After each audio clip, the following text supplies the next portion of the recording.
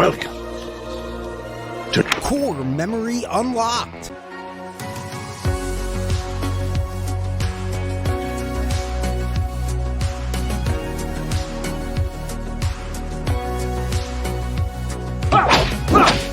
Hello?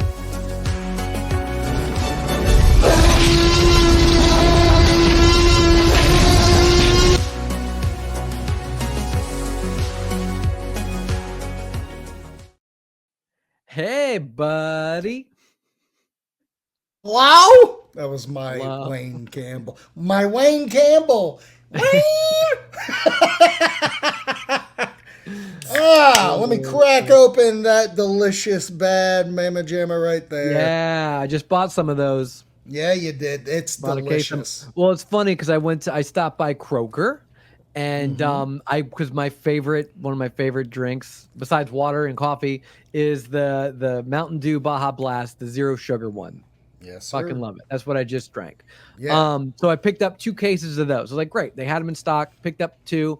Did my shopping, walked around, checked out all my digital deals, all that stuff. And then I was about to go check out, and I realized at the place where all the sodas were, there's a sign that says buy 2, get 3 free. Right. And I had 2 in my cart. I planned on buying 2. So I was like, all right, I guess I got to pick up 3 more cases or something. And so one of them was the Haunted Apple Beetlejuice Fanta. Fantastic. What a great pull. Have you tried it yet? Yes, I did. Yeah. It's good. We did a short/reel on Hunter's Pod. I'll send it to you after this recording, which is weeks later while watching this. But I'll send you the reel. We did a fun little dessert drink with it. So, great. I love it. that. It's like a super lime green color. I fucking love that. It's the spookiest color. It Like they goes nailed so well. it. Yeah, with the black and white striped can, that green is 100%. fucking perfect. Yeah. 100%. Excited. All right. So here we are. Mrs. Doubtfire. This is what we're talking. Oh, hello. Before we get into that, please, if you want to support this show, become a Patreon member. We have so many cool things down the pike. We already have 1 episode of Love You Buddy, which we'll probably do that every other month. Put one of those out. We have other plans of movies that Justin has not seen. We're going to do first time watches, but that's going to be on this channel. So make sure you subscribe and like this video and make sure you're notified when everything's dropped on whatever fucking thing you're a part of, pod apps or YouTube, whatever. But we are here with Mrs. Doubtfire, and before we watch the trailer for Mrs. Doubtfire, tell me, Justin, what is Mrs. Doubtfire to you? It's Robin Williams as a kid, man. I fucking loved it. It was just fun. I mean, not only do I remember seeing this movie in the theater, I actually remember seeing the trailers for it and being excited because it was Robin Williams. It was fun and silly. And I remember being like, oh my God, I want to watch that movie. Yeah. Yeah, for sure. He just was everything at that time. I'm talking like the man could do anything. He was doing dramas. He was doing comedy. He's one of the best ad-libbers that ever was in this world.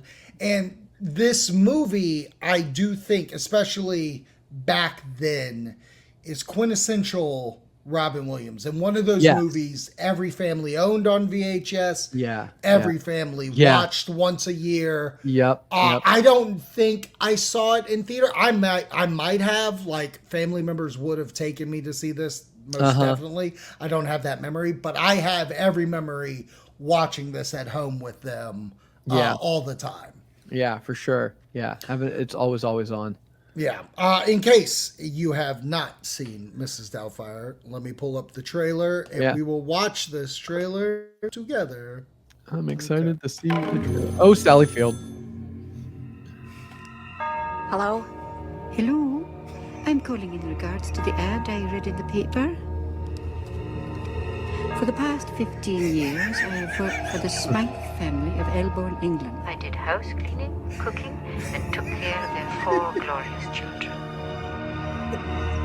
This is a crazy trailer so Would far. you The mind music. coming on an interview, say Monday night at 7:30? Is this one of those trailers that's like recut to be like a horror? Are we there? Are we one of those? Showtime. Yeah, great. Keep it playing, bro. Bottom line, I need to be with Joey. Not do anything to do that. With children. Yeah. Listen, I would do anything. I just wanted to be with him. You know, I need that. So please, don't take kids away from me. And these must be the cherubs. Why would you want Mommy to die? We love each other. We love each other. Don't we? Remind me of someone. Oh, I'm glad you're getting a kick out of yourself.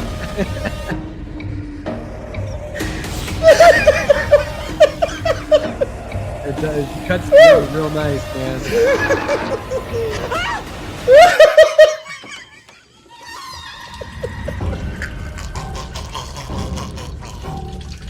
Woo! Oh my God! Please, we gotta dial 911 now. Why? This is Doubtfire.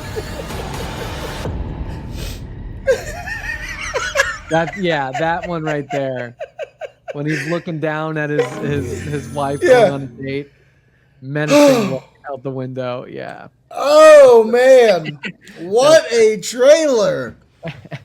What a trailer! The movie. It is Again, wild. I don't think I can not scream this louder, especially from 1994 and before. This movie was made for the 1980s and Yeah, somehow made its way to the 90s, Yeah. and it worked. I think this movie only works because of Robin Williams. Yeah, that's definitely a huge part of it. Because I think, just like you said last week with Jurassic Park, where you watched it as a kid and followed the kids, I think the same thing for me with this movie. I watched with the kids.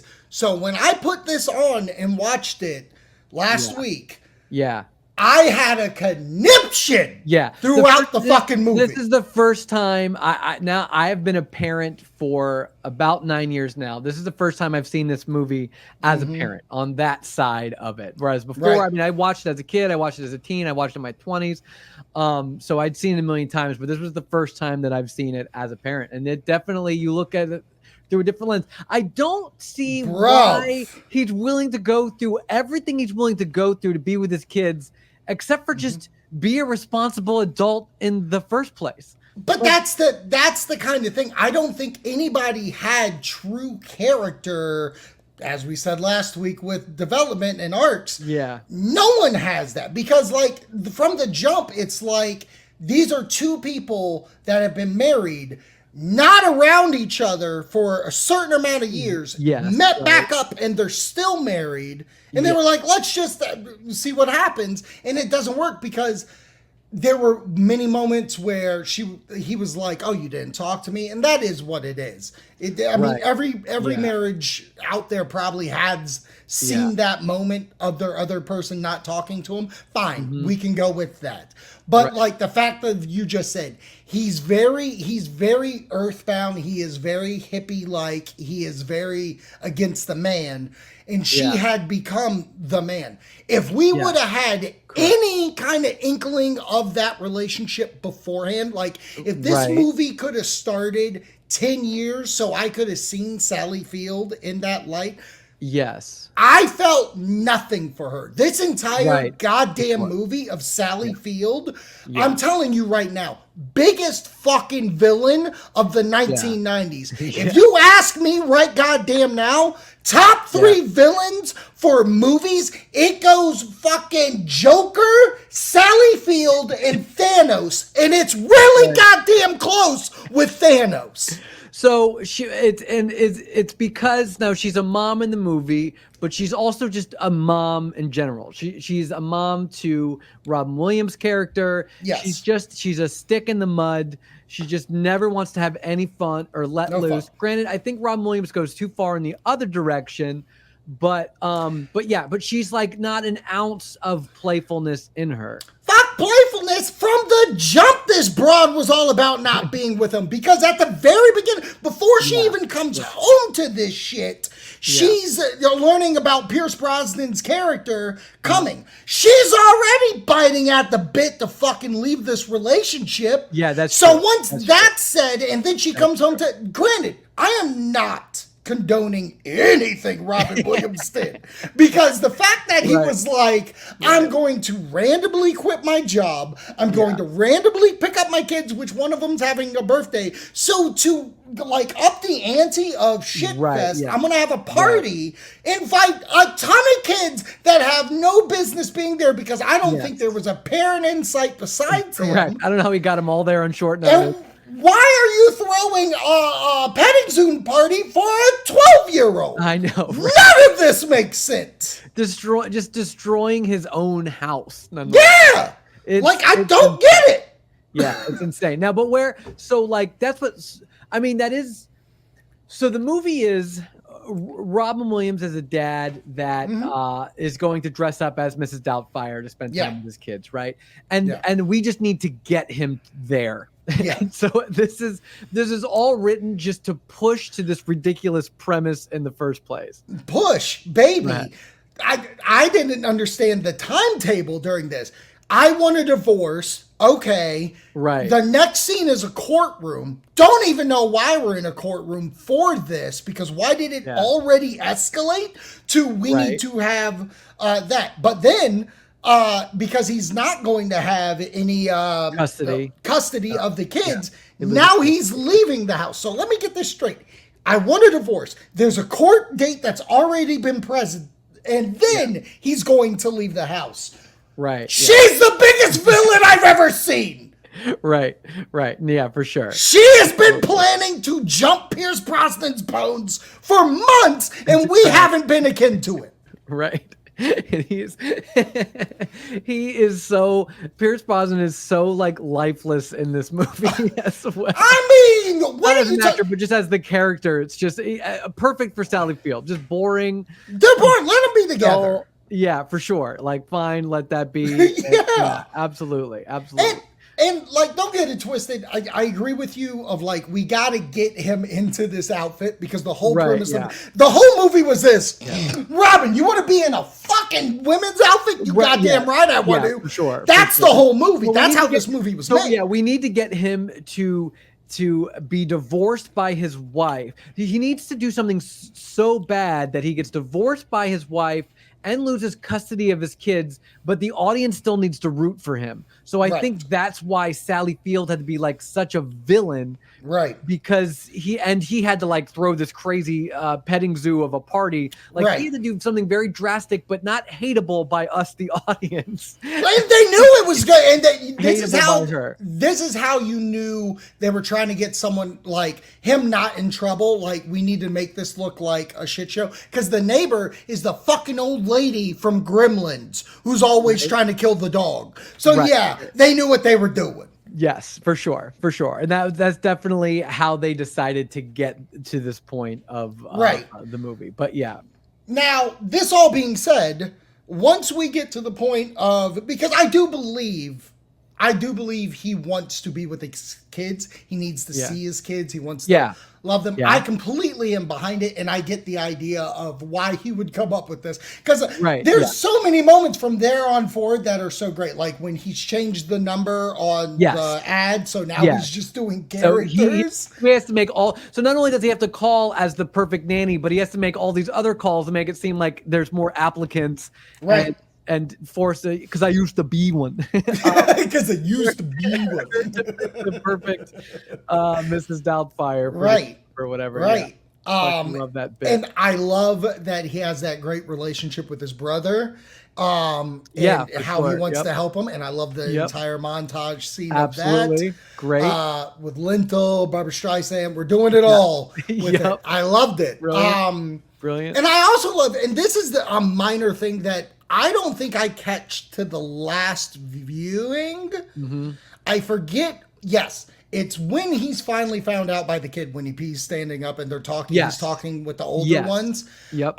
He goes, "What? How did you get this?" And he says, "Your uncle and aunt made it." I love that he called aunt. Yes, to the brother's wife. Yeah, the gay uncle's partner is aunt. I loved he said that. I love that because I've never caught that before. And it's early 1990s, and they could have just said anything.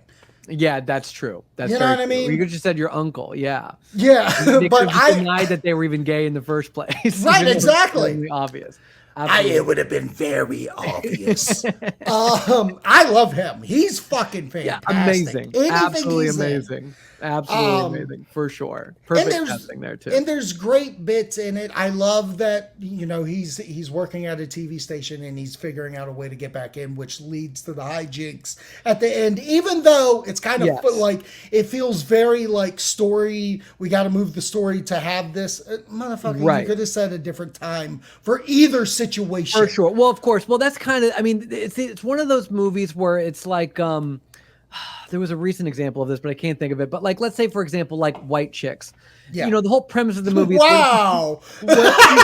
One of these two black guys dressed up as white chicks. White chicks. And then great. Well, we have that as a premise. What are all the funny? Like, what are some funny scenes and scenarios to go down? And then they all just have to they have to just write those bits into the movie. They write the scenes, and then we got to. And then they go, what would there. be funny situations, you know, for this scenario or whatever. And so that's what this was like. What would be some, you know, some really funny things to happen while this man is dressed up as Mrs. Doubtfire. 100%. One of them was, you know, which is, but it also creates great tension where he has to be two different people at the same time. Yeah, I do love that because it is so like, good. especially once Scotch got involved and he's just getting fucking toasted beyond. And that's where the mess ups happen, where he's like, oh, I'm wearing perfume? Well, I was making out with the ex. Why are you dressed up as a girl? This is the host of your show.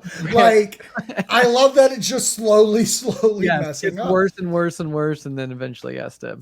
Out of this, with all the bits, I still think one of the best fucking things in the world is when they go to the pool and he throws the lime at the back of his head. Yes. Now, here's my thing. Is it a Mandela effect or am I crazy? Okay. I've always thought it was an orange that he threw. Oh, interesting. I know. I never. Is it a Mandela effect or not? Tell me right now, Justin. I don't have a memory at all. It can't be the Mandela effect. I don't have a root memory of it. I have a memory of an orange. I've been Mandela'd. The face he makes, like, what did that just happen? Oh, I love when he turns around. Oh dear, it was a run by fruiting. It's so good. Yeah, it is fun. I think overall, the end of the movie is they're at this dinner. He put pepper in his dinner because he's drunk schmuck, and he runs as Mrs. Doubtfire to save her because, again, I love callbacks. He was like, I know CPR, I know the Heimlich, so he's trying to get the shrimp out of him, and his mask is falling off. He knows who he is. Then we have another fucking court date where now it's not only he was given 3 months, we did it in 2 months. So who called the court case for this? And he got the job, he's got the living thing, but now that he dressed up as a lady, I'm not going to let you see your kids without someone there. Right. Yeah, for sure. I just think everything was put to the teens. And I hate that, and then at the end, we're supposed to feel for Sally Field because, here's the new person that's going to watch you because I've worked out a deal with them. Yeah. Bitch, you should have done this from the get-go! It's so true, for sure. I listen, I agree, but then the other problem is, okay, if you had your way, there would be no movie. There'd be no movie! But I know it's hard not to see it that way. Absolutely, especially as adults and parents now. And people, we have wives, and so like it's very hard to see it as like just from their perspective of like, you know, their decisions as a husband and wife and divorcees and their custody of their children and all that stuff. Absolutely, but then but that only hits me now as an adult and a parent. I also think it could be. I think it could be in reference to the 90s. Again, I'm a kid watching this, so this is made for adults in the 1990s. So it is a fast play to what was running rampant in the early 90s, late 80s? Divorce. Like everybody was doing it.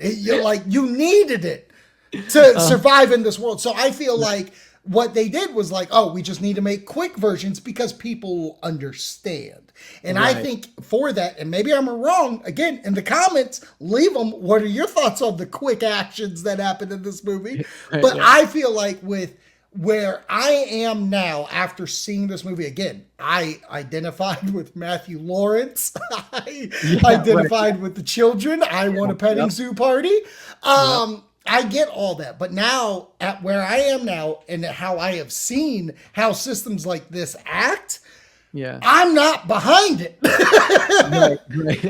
Like now I'm like, and I honestly believe this is how I feel. I enjoy this movie overall. If you have never seen this movie, highly suggest watching it just for the hijinks that you see Robin Williams. Is it? Do I like it as anymore? No, I don't. Right. I really don't. I think think for me, Chris Columbus, a wonderful director. He directed the first 2 Harry Potters. He did this. He's done Home Alones. Great director. I think it's fantastic. These guys worked with each other in the time. There is a version, supposedly, I don't know if you've heard this. Chris Columbus has done like interviews lately.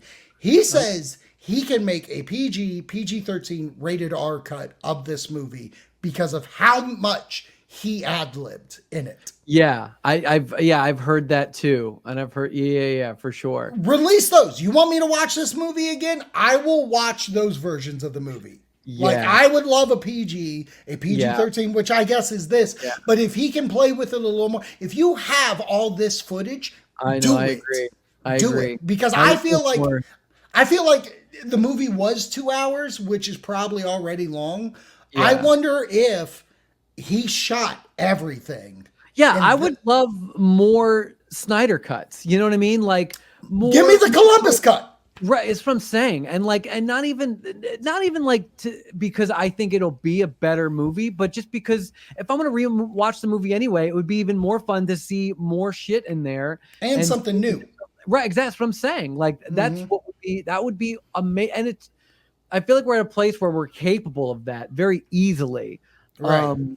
To re-release films like that with extended cuts and stuff, and largely extended, especially But I would love a longer version because I don't want to look at Sally Field, Aunt May, as a piece of shit. Okay, because let me tell you what happened in the 1993 fucking Chainsaw Awards, Best Villain for horror movies this year. Jason Goes to Hell. Hannibal Lecter from Silence of the Lambs. Fucking Sally Field, Mrs. Doubtfire. And the winner is Sally Field. Oh my God, Sally, you did it. Thank you. You like me. You really hate me. Oh my God. Because I hate you. Yeah, for sure. It's it triggered you, man. It triggered you hard. But I think it also hits you really hard because you are very much a Robin Williams. Like the reason why Michael Scott hates Toby, like you're such a fun guy, you fucking hate the fun police. You know what I mean? Maybe that's what it is. Maybe it's too much of the fun police. Because I agree. Robin Williams is too loosey-goosey at the beginning of this movie. There's no reason why he should not be able to take care of himself. I do like his arc of, there's that scene where he was like, why didn't you talk to your husband when she's actually laying out all the fucking things? Yeah. And he's got to hear it as a different person. I wonder... I get it. She said he doesn't like serious conversations. No, we don't like serious conversations. But the point is, we have to have them because what happens if we don't?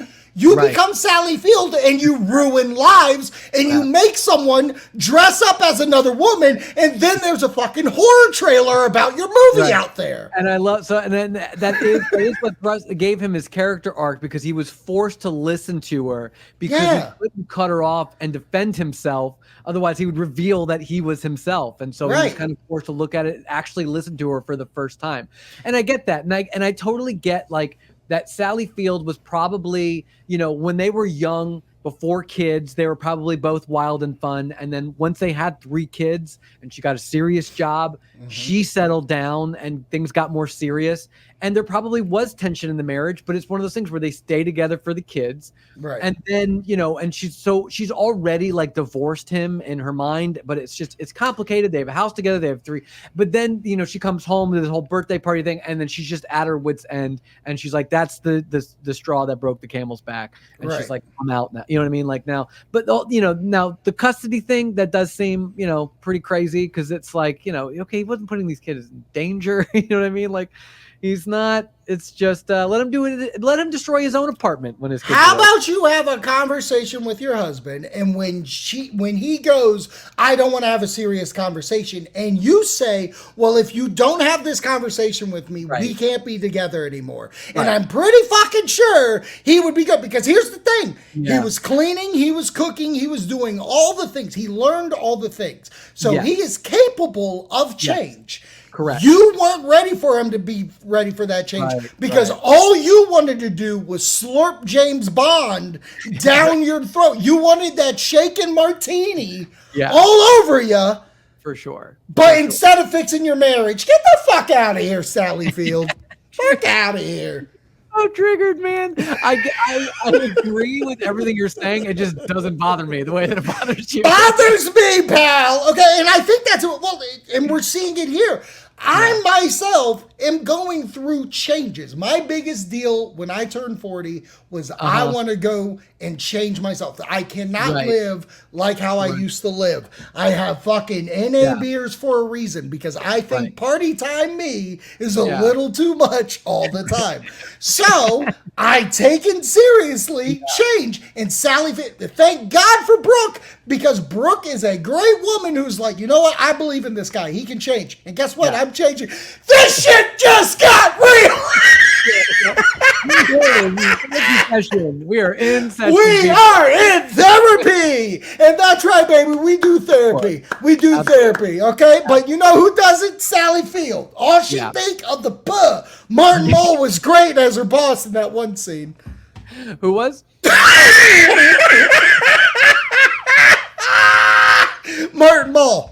Martin Mull was her boss in the one scene. Okay. I didn't know Martin Mull. Martin Mull from Clue? Colonel Mustard? Come on, dog. I haven't seen Clue that many times. Come on, the guy who fucking takes it. It's me from Arrested Development. The fucking Yeah. Okay, I didn't know his name. I didn't know that was his name. Fuck. Now, what's his name in Arrested Development? Ah, damn it. Oh man, I don't know it. I can't pull it. It's gonna bother me. We'll keep talking, but I'm gonna have to think about it. I'll look it up. Give your final thoughts on the movie. Great. As my dog yells. There are parts of the movie that like are too serious and dark for me to ignore. You know what I mean? Especially as an adult. But then all the lighthearted parts, the hijinks of it all the different scenarios where he had to be, you know, this older lady. It all is just fun to me. I mean, this is a super quotable movie. To this day, I love quoting this movie. And so Gene Parmesan. Gene Parmesan.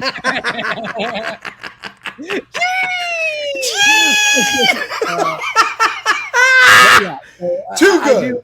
It kind of reminds me of, and this is another Robin Williams movie. It reminds me of The Birdcage, where The Birdcage it sets up this ridiculous premise where if they have to pretend to be different people, and that's where the hilarity ensues, and it's super funny. But then, now that I've gotten older and you know we've progressed as a society, I also like rewatching it. It's still so funny, and I love it. I love the performances. But then, like the whole premise of the movie, where they have to pretend not to be gay because some, you know, political schmucks are not okay with it. Like that pisses me off now, and I'm like, fuck them, man. Like, don't have them over. Fuck them if they don't accept their gay lifestyle. But then, you know, if they don't do that, then you know, the whole movie doesn't exist. And so I love the movie. There is this other part of it that's like does kind of make me angry in a way, and that's what this movie does. There's a part of the premise that does anger me, not as much as you, but I still very much enjoy the fun of this movie, and Robin Williams definitely makes it. What Birdcage is to gay rights for you is Sally Field. It fucking changed for me. From this day forward, Sally Field will be the villain reference every single time. Anytime there's a villain in a movie that we watch in the future, it might come back to Sally Field. You know, top 5 bad guys ever. Yeah. She's right there with Thanos. She's up there. There's the snap, and then there's divorce.